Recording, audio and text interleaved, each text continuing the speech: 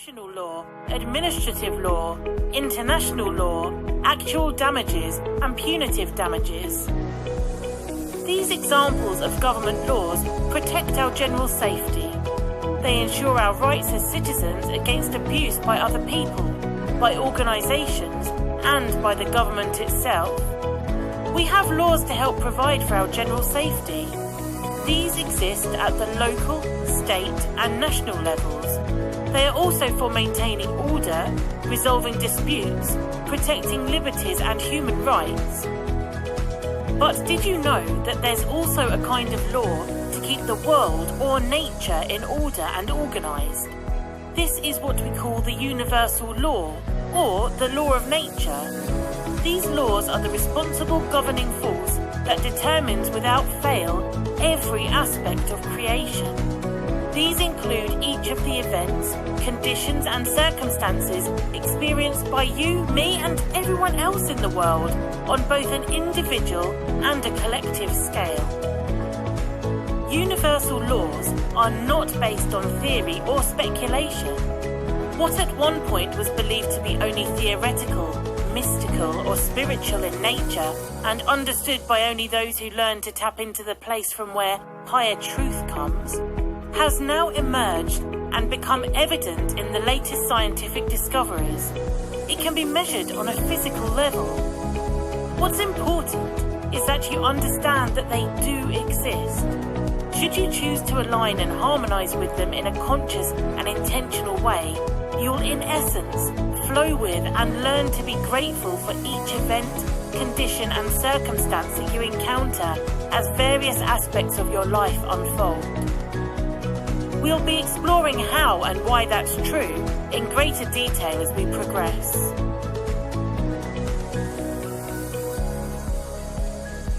The first law is the law of oneness. The first law states that everything is connected to everything else. What we think, say, do or believe will have a corresponding effect on others as well as the universe around us. According to the law, all of humanity and all of the creation are one.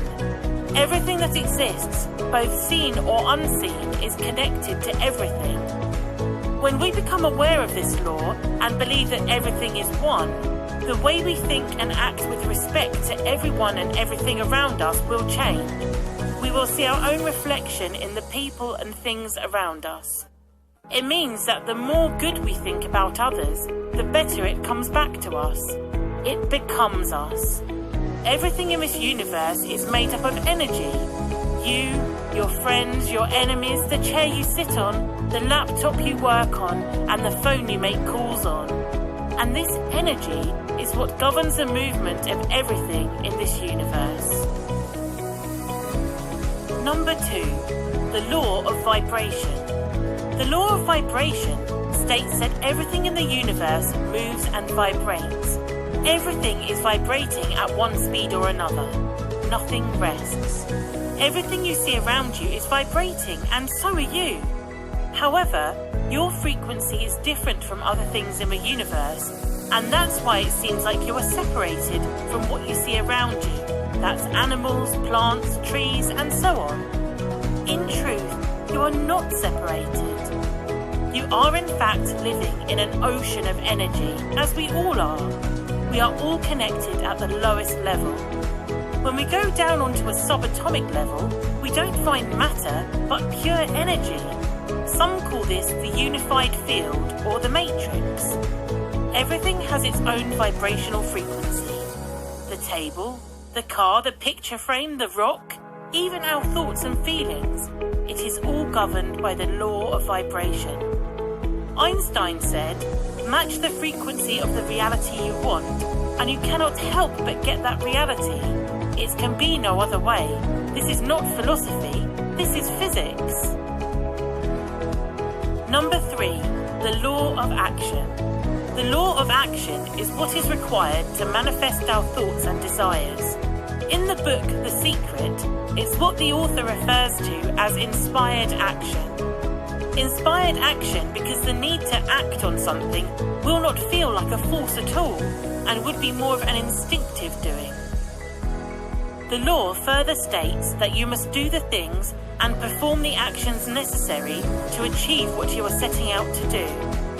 Action sets into motion our thoughts and desires. Everything from creating a to-do list to taking up an offer on gut instinct corresponds to an action that will, in turn, set your intentions into motion. I always mention this in my videos. You need to take action, always moving forward to keep your balance, just like riding a bike. Number 4. The law of correspondence. As above, so below. As within, so without. This is the law of correspondence in so many words. The universal law of correspondence states that the principles or laws of physics that explain the physical world, energy, light, vibration and motion, have their corresponding principles in the etheric or the higher universe, that which is not material. Basically, whatever is above is like that which is below, and whatever is below is like that which is above. So, if you put it into simpler terms, whatever you are thinking or feeling within is exactly what is happening outside of your mind and body. And this relates to every object, place or person you come in contact with. If you're thinking hate, hate is what is being corresponded by you externally. Your external life and surroundings are a reflection of what you're thinking and feeling within you. If you're feeling messed up in your head and heart, it reflects in the way you work externally, in the way you keep your work desk, or even in your private home space.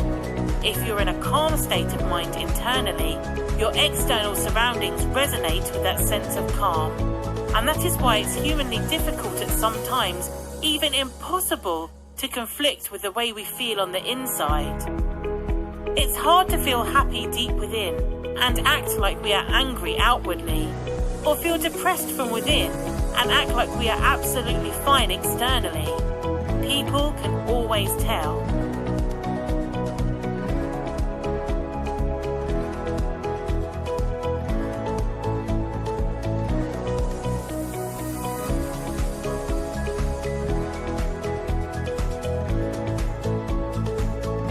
Number 5. The law of cause and effect. This is the law that equals what we laymen know as karma. Every thought, action or word by you is a cause, and every reaction, feeling or assumption that is created through that cause is the effect. It's like a pendulum or a boomerang. It's like a bouncing ball. The harder you throw it, the higher it bounces back. The law of cause and effects states that every cause has an effect, and every effect becomes the cause of something else. This suggests that the universe is always in motion, and itself progressed from a chain of events. It's like a pack of dominoes, like a chain reaction of sorts. This law, in its most basic working model, is proof that the world is round, and the universe, too, is indeed in that spherical shape. If you throw something, it will come back to you full circle. Every action, creation, or invention affects human behavior in some way. Number 6. The law of compensation. This is an extension of the law of cause and effect, and by that way of karma itself. The law states that you get what you give. Each person is compensated in a manner for that which he or she has contributed. The law states that one shall always be compensated for the efforts and for the contribution, whatever it may be, however much or however little. So, if you invest only for today, you will benefit only for tomorrow. If you invest for a lifetime, you will never stop reaping the benefits. If the law of cause and effect ensures that each of your thoughts and actions returns to you, the law of compensation ensures the quantity and quality of those returns. Now, you probably see the reason behind the saying, the more you give, the more you will receive, or the more you give, the more you get. Number 7. The law of attraction. This is the law that the book The Secret elaborates on extensively, and so this is the most common of all the laws. But this law alone doesn't ensure everything unless implemented in tandem with the rest of the laws. The law of attraction responds to your truest thoughts and actions. Our job is to hold on to those thoughts that we want, make it absolutely clear in our minds what we want, and from that, we can start to invoke one of the greatest laws in the universe, the law of attraction. You become what you think about the most, but you also attract what you think about the most. If you see it in your mind, you're going to hold it in your hand. Number 8. The law of perpetual transmutation of energy. It states that every individual has within themselves the power to change their circumstances, no matter what they may be. Wallace D. Wattles, author of The Science of Getting Rich, talks about this law, saying that, simply put, energy from the formless realm is constantly flowing into the material world and taking form. This energy is limitless and inexhaustible. As old forms are exhausted, they give way for new forms to emerge from the invisible hidden energy of the universe. What this means is that the energy in the universe is constantly moving from one object or individual into the other. If you imagine it, it's actually incredible. We can harness this energy to manifest and create whatever it is that we want by emitting the same vibrations. We can shape this formless energy with the thoughts in our mind and change it the most fundamental tenet that this law is based on. The fact that the energy in and around us can be moulded in whichever way we want, the fact that we are free to change our current conditions however and whenever we want to, is proof that change really is the only constant in the universe, and it's never something to worry about. Because change is good, and this is the reason behind it. We're supposed to embrace change and mould it into our own wishes. Bruce Lee said, "Empty your mind, be formless, shapeless, like water. Now you put water in a cup, it becomes a cup. You put water into a bottle and it becomes a bottle. You put it in a teapot and it becomes the teapot. Now water can flow or it can crash. Be water, my friend." Number 9. The law of relativity. The law of relativity states that each person will receive a series of problems, tests of initiation or lessons, for the purpose of strengthening the light within. Each of these tests or lessons are to be viewed as a challenge and remain connected to our hearts when proceeding to solve the problems. It shows that no matter how bad we might presume our scenario to be, there is always someone else who is having it worse than us. The law of relativity shows us that it all really is just relative. It's a matter of perspective. Everything in our material world is made real only by the relationships or in comparison with other things. So basically, nothing would ever exist until and unless we give meaning to it. In the spiritual realm, however, it becomes the opposite, as in that world we view things as is. Eckhart Tolle in his book, A New Earth, writes, "In form, you are and will always be inferior to some, superior to others. In essence, you are neither inferior nor superior to anyone." True self-esteem and true humility arise out of that realization. In the eyes of the ego, self-esteem and humility are contradictory. In fact, they are one and the same. Understanding the exact meaning of this will enlighten you to the relevance of the law of relativity. Life is happening for you and not to you. All problems that you are facing have a reason and a purpose to help you to evolve into the best version of you. Number 10. The law of polarity. According to the law, everything is in a continuum and has an opposite. Where there is black, there is white. Where there is darkness, light. Where there is good, there is also bad, and henceforth. This is why we are able to change our flow of thoughts or frequencies easily. If we're on a negative train of thought, we can instantly change over to positive. The law of polarity validates that this is a universe of duality. Everything exists in twos.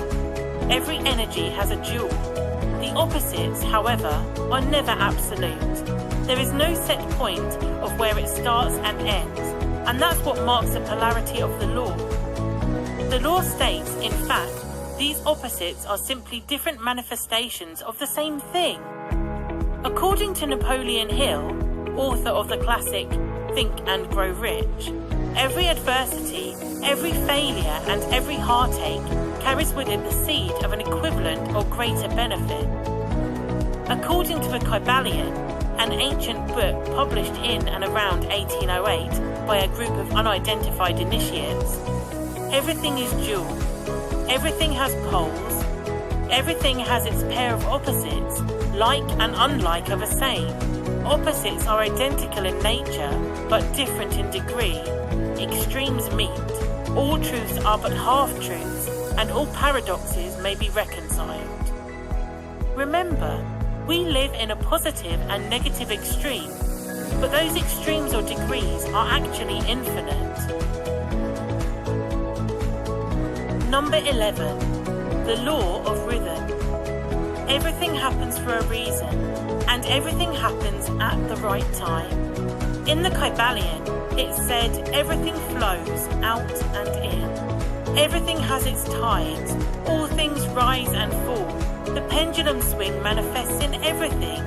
The measure of the swing to the right is the measure of the swing to the left. Rhythm compensates. Every vibration has a certain rhythm to it, and that's how it attracts another vibration that falls into the same pattern or rhythmic flow. These rhythms, cycles, seasons and developmental stages are created. The principle can be seen in the waves of the ocean, in the rise and fall of the greatest empires, in business cycles, in the swaying of your thoughts from being negative and positive, and in your personal successes and failures. In accordance to this law, when anything reaches its culmination, then the backward swing begins almost unnoticeably until such time that any forward movement has been totally reversed, and then the forward movement begins again. The process is repeated.